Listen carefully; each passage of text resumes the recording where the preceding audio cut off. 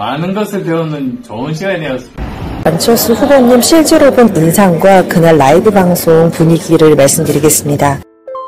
제가 전날 행사를 하고 늦게까지 잠을 자고 있는데 당일날 한 12시쯤에 문자를 봤어요. 갑자기 라이브를 한다고 결정이 됐다. 행사를 갈 때나 뭐 북토크 같은 걸 할 때 책을 달달 읽거나 자서전 영상을 다 찾아보고 가야지 마음이 놓이는 스타일인데 그냥 와서 편안하게 영상에 대한 이야기를 해달라고 하시더라고요. 호텔에 딱 엘리베이터를 딱 내렸는데 안철수 후보님 목소리가 쩌렁쩌렁 울리는 거예요. 복도까지. 발상이 참 좋으시구나 이 생각을 하고 대기실로 들어가서 송경택님과 비서관님과 같이 이야기를 나누면서 어떻게 진행을 할지 이야기를 하고 있습니다. 의원님의 교육이나 행사를 할 때 참모진들의 분위기 이런 게 딱 느껴지는데 안철수 후보님 참모진 분들은 전반적으로 서글서글한 느낌이었어요. 순둥순둥한 느낌? 제가요? 안철수 의원님은 정말 좋으신 분인데 사회에서는 참 저평가된 게 너무 아쉽습니다. 정말 이렇게 훌륭한 사람이 꼭 큰 정치를 하셨으면 좋겠습니다. 소개 저는 안 됩니다. 신비주의 나와요. 안녕하세요. 저는 서울시의회 의원 송경택. 10,000명도 안 되는 초라한 유튜버인데 섭외해주신 이유가 있으실까요? 안철수 후보님께서 그 영상을 우연히 보게 됐고 본인이 배워야 될 점도 있고 잘못된 점은 개선해서 말해야 되겠다는 생각을 해서 직접 뵙고 대화를 나누면서 서로 피드백을 가져보자라는 마인드 안철수 후보님 요청에서 초대를 하게 된 거죠. 네. 그런 귀한 곳에 또 초대해 주셔서 감사합니다. 네. 박정희 정권 때 만들어진 산업 발전이 제2의 과학 발전으로 산업이 만들어지려면 안철수 대표 같은 사람이 꼭 대통령이 돼야 됩니다. 이공계 출신 안철수 대표님을 꼭 뽑아주십시오. 화이팅. 근데 소개. 네, 소개했죠. 근데 소개가 약간 얼굴이. 원래 쇼트트랙 국가대표 선수, 국가대표 감독을 하고 안철수 후보와 체육 정책을 논의하다가 정치에 입문하게 된 서울시의원 송경택입니다. 쇼트트랙 자세히 한번. 아니.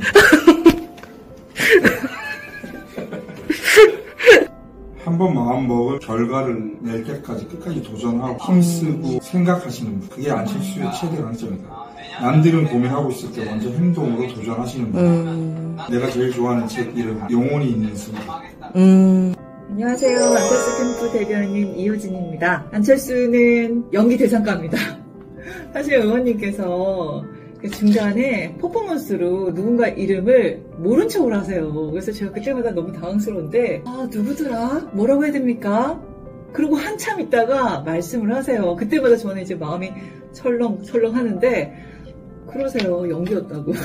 연기를 너무 잘하시는 거 아니냐. 이렇게 하는 게 더 잘 나오죠. 구도가. 죄송합니다. 아닙니다.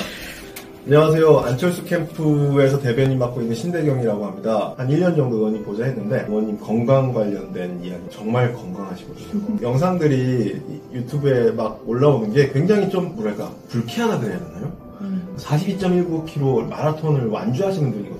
후보 하시면서 경선 일정을 소화하시는 걸 보면 여러분들이 그 건강에 대한 부분들은 나보다 건강하겠구나 확실히 알 수 있을 겁니다. 악의적으로 만들어서 안철수를 조금 깎아내리려고 하는 것 같은데 근데 되게 안타까운 게 그거를 또 해명하지 않으세요. 의원님은 당당한 부분들이 있으시거든요. 앞으로는 제가 좀 나서서 해명하려고 합니다. 오늘 끝났고요. 너무 편하게 해주시고 또 안철수 후보님도 재밌게 해주셔서 즐겁게 촬영했고요.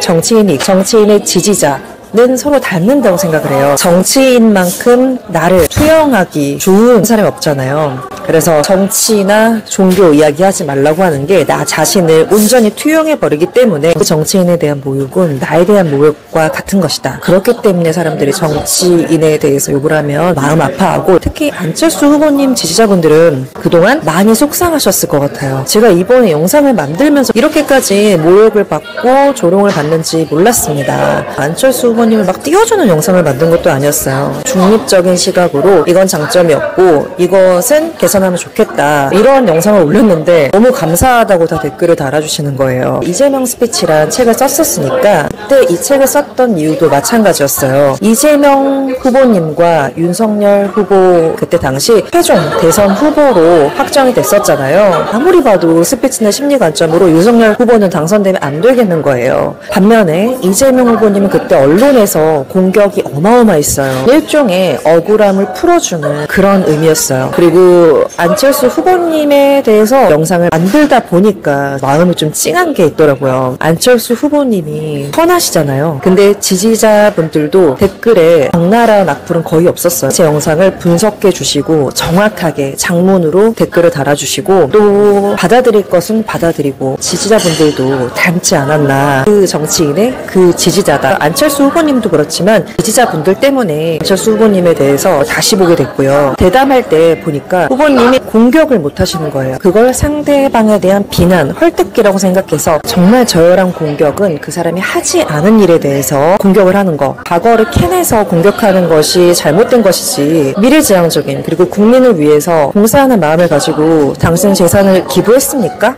라고 질문하는 것은 당연히 해야 할 공격이고 그 안에 섞인 자신의 PR입니다. 여기서 사실 말씀드리기는 조금 어려웠는데 어제 대담 중에 말씀하신 커넥티드 닷, 커넥팅 닷 이런 이야기를 하셨거든요. 그러니까 나는 과학만 잘하는 것이 아니라 경제, 과학, 의학 그리고 교육, 교수를 하셨으니까 교육 그리고 기업가 출신이니까 기업까지 이렇게 오각형을 다 할 수 있다 라고 하면서 차라리 스피치를 여러분 오각형 인재라고 요새 들어보셨어요? 그러니까 오각형의 정치인입니다. 그 사례를 들면서 스피치를 하셨다면 어땠을까? 경제에 대해서 만약 이야기를 한다면 혹시 기업 운영해보셨어요? 아니면 정말 의사로서 코로나 현장에서 봉사해보셨습니까? 이런 실질적인 근거를 가지고 공격을 하시면 되거든요. 근데 그런 걸 전혀 살리질 않았죠. 아무리 금송아지가 있으면 뭐예요. 보여줘야 하잖아요. 뛰어나고 인품이 좋고 훌륭한 왕이 있었습니다. 뛰어난 실력과 그리고 인사이트를 가진 분인데 그분이 대중공포가 있으셔서 무대에선 말씀을 못 하시는 거예요. 가진 거에 또 표현을 못 하는 거죠. 그분을 고치기 위한 스피치 전문가가 와서 노력 끝에 좋은 스피치를 하게 되는 그런 영화가 생각이 나는데 킹스 스피치 사례를 드셔도 좋을 것 같아요. 지혜와 인품 그리고 실력으로 승부하는 것이지 당신처럼 말로만 정치를 하는 것이 아니다. 발표를 할 때 토론을 할 때 이렇게 적거든요.